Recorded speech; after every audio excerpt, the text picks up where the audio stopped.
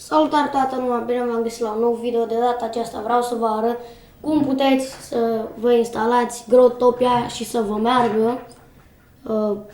meargă foarte bine pe PC. Intrăm pe Google, o să vă las linkurile în descriere, nu vă faceți griji, nu va trebui să căutați nimic. Așa, prima dată intrați pe primul link de la Growtopia, partea ușoară cum ar veni. Dați și după cum puteți vedea aici și pentru App Store, Google Play, Windows și Mac. Așa. Eu voi alege pe Windows. Există și pe telefon, da, cred că știați. Install. Așa. Hai mă mai repede, bun.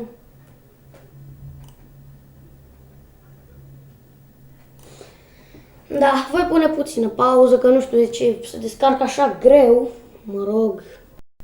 După cum puteți vedea, am revenit, mi s-a instalat, deschide, run, așa, next, I agree, desktop icon și aici dați install și vi-l instalează unde doriți dumneavoastră aici, dar eu nu o să-l instalez pentru a doua oară, voi da yes aici, bun.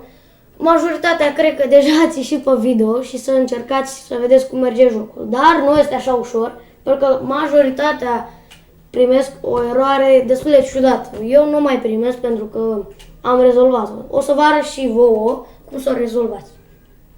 Bun, eu am Growtopia deja instalat, v-am spus, așa.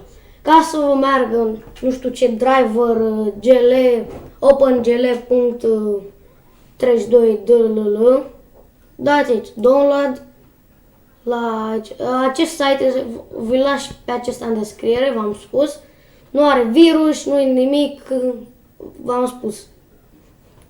Așa, da save, are 2 MB. Bun. Eu am WinRAR, dar o să vă arăt o metodă alternativă și pentru RAR.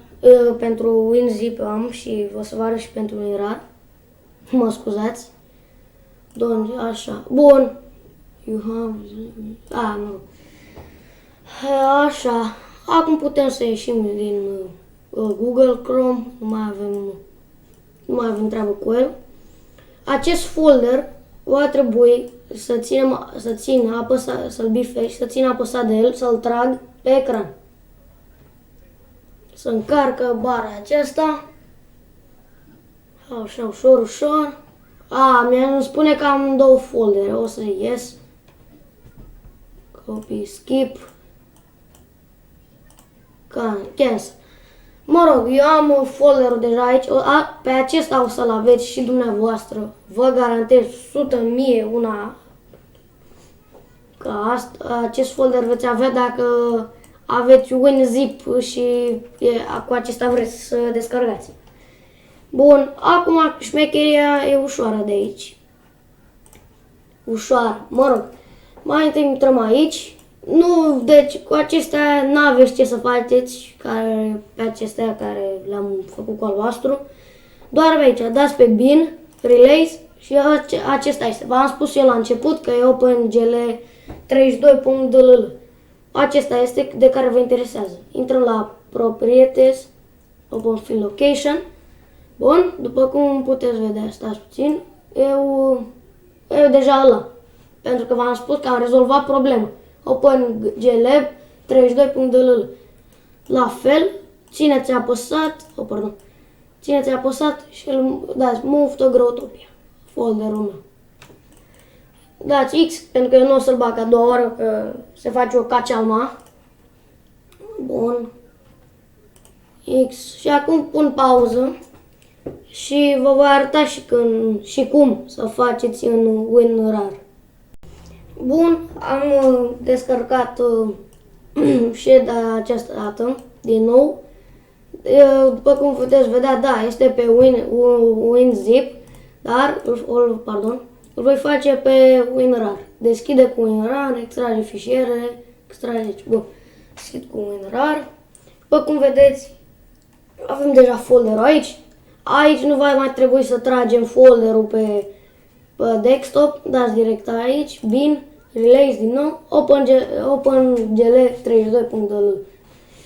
Să vă arăt, properties, open file location, bun, așa. Din nou, țineți apăsat, trageți aici, uitați că dacă îi dau drumul, se pune acolo. Să adaug, dar nu pun că se face o mare prostie și nu vreau așa ceva.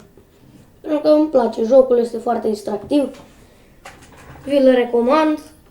V-am făcut un mic tutorial cum să o faceți. O să șterg eu chestiile astea. A, da, după aceea puteți să ștergeți și aceste chestioare, că nu vă mai interesează. Așa. Am șters, foarte simplu. Nu mai mă interesează. Bun, cam atât cu acest episod. Dacă v-a plăcut, nu uitați să apăsați butonul de like, share, subscribe și noi ne auzim data viitoare. Pa, pa!